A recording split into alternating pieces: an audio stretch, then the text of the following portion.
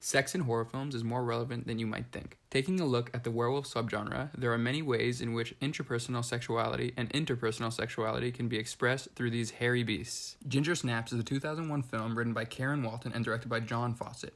Ginger Snaps is the story of two outcast sisters, Ginger and Bridget. One night, when the two sisters are taking a walk, Ginger gets her period for the first time and moments later gets attacked by a werewolf. B. Just got the curse.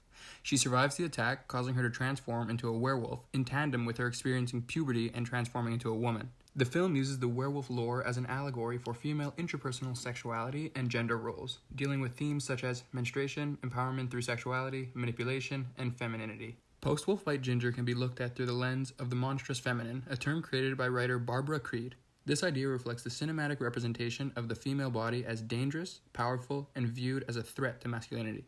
I can't have a hairy chest, B. That's fucked. In Ginger Snaps, monstrous feminine subject Ginger does just that, whether it's through her dominance in sexual situations with the male classmates, or getting away with murder simply because she is a woman and wouldn't be suspected. As she says in the film, a girl can only be a slut, a bitch, a tease, or the virgin next door.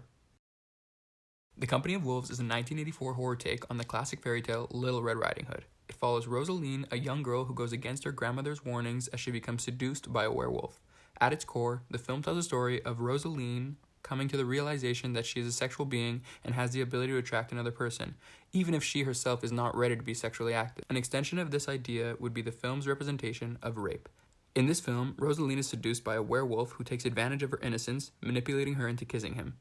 This ultimately leads her down a path of hypnotic but toxic and dependent relationship with the wolf, ending in her being bitten and becoming a wolf herself. In addition, when Rosaline's sister gets killed by a wolf, the attitude of her family is very matter-of-fact, as if they aren't really bothered by this occurrence. This represents the complacency of society towards rape.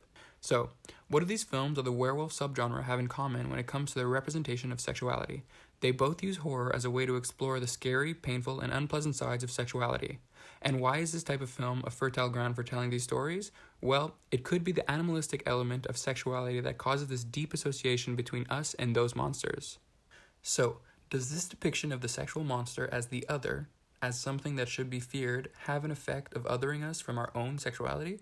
Or does it serve as a relatable portrayal of a young person's struggle through their coming of age?